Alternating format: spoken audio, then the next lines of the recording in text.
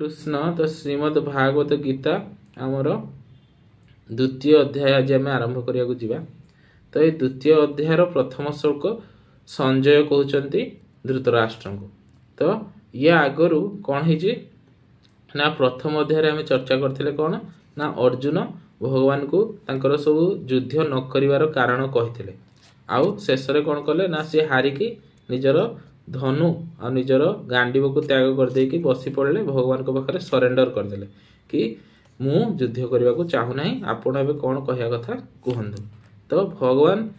एते पर्यंत चुप थिले कहीं ना अर्जुन सरेंडर कर नथिले। अर्जुन निजर सब जी बुद्धि अच्छी निजर ज्ञान अच्छी ताकू देखौथिले कि एइथपाई मु युद्ध करबिनी एइथपाई मु युद्ध करबिनी एइथपाई मु युद्ध करबिनी एमती कहि चलथिले तांकर बहुत कारण दे चलथिले।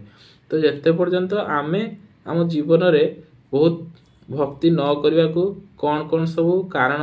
दौ था जमती कि टाइम होनी ये होनी सी होनी सेते पर्यंत भगवान किछि कहते चुपचाप देखती कहती जहाँ कर कहीकि देखु था जहाँ कर सारी जिते आम हारी जाती से भगवान तांकर लीला आरंभ करती कथा आरंभ करती। सेमिति एठी भगवान कौन कर एबे जेहेतु अर्जुन हारीगला अर्जुन सरेंडर करदेला सेतेबेले अर्जुन को एबे तांकर ज्ञान देवाक चाहिए कि कौन आग को कौन केमिति से युद्ध करिवो कि करिवोनी से विषय भगवान निर्णय नेबे भगवान कहिबे। सेमिति आमे यदि भगवान को सरेंडर करदवा ताहले आम जीवन रे कौन आग को करियार अछि तापर भगवान निर्णय करिवे। तो एठी श्लोक कौन लिखा होछि आमे देखिबा ना तम तथा कृपयाविष्टम अश्रुपूर्ण कुलेक्षणम विषीदन्तम इदं वाक्यम उवाच मधुसूदन। तो ये संजय कहते कि कृपयाविष्टम कृपा द्वारा आविष्ट अश्रुपूर्ण कुलक्षण माने आखि अश्रु द्वारा पूरित विषीदंतम हृदय विषीदंत माने दुखरे पूरित अर्जुन को भगवान मधुसूदन एमिति कहिले। तो एठी अर्जुन कृपयाविष्टम अर्जुन को मनरे कृपा जागृत होइछि कहा प्रति ना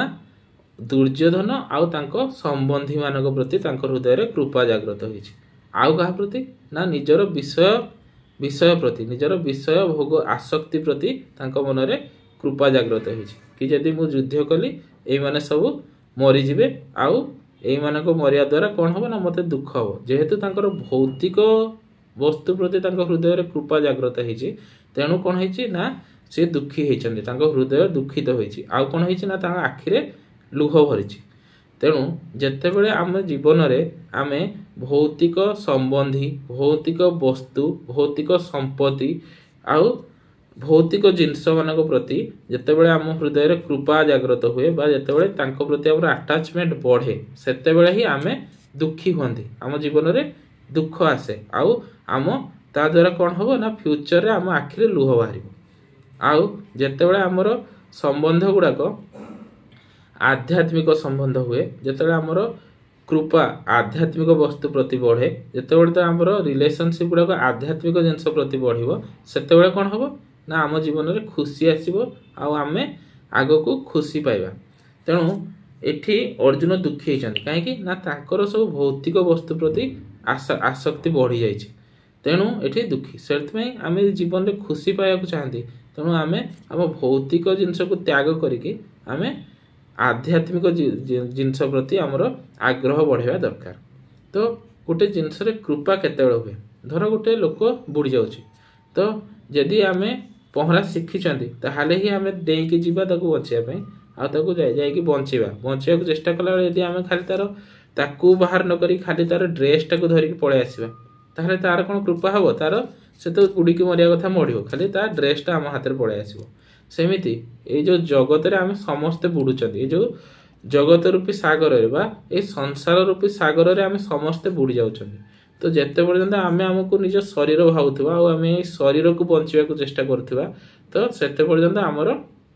किछि उन्नति हो पारिबनी बा किछि हमको खुशी मिल पारिबनी। किंतु जेते आम आम शरीर को छाड़िकी आम आत्मा को बंचवा को चेष्टा करिया जोटा कि आम निजे ही आम निज को बंचा को चेष्टा करिया आम आत्मा को केमिति उद्धार हो से विषय चिंता करिया सेतेबेले जाई आम खुशी पाई परिबा कि कौन एक्चुअल खुशी कोटा आम जानी परिबा। तो आमर गोटे कथा अछि कौन ना दीन कहे धनवान सुखी, धनवान कहे सुख इंद्र को भारी, इंद्र कहे चतुरानन सुखी, चतुरानन कहे सुख विष्णु को भारी, पर तुलसीदास विचार करे हरि भजन बिना सब जीव दुखारी। तो यही यार माने कौन ना आमर जेते पर्यंत आमे आमर भौतिक वस्तु प्रति आसक्ति बढ़ौथुवा सेते पर्यंत आमे कौन हवा ना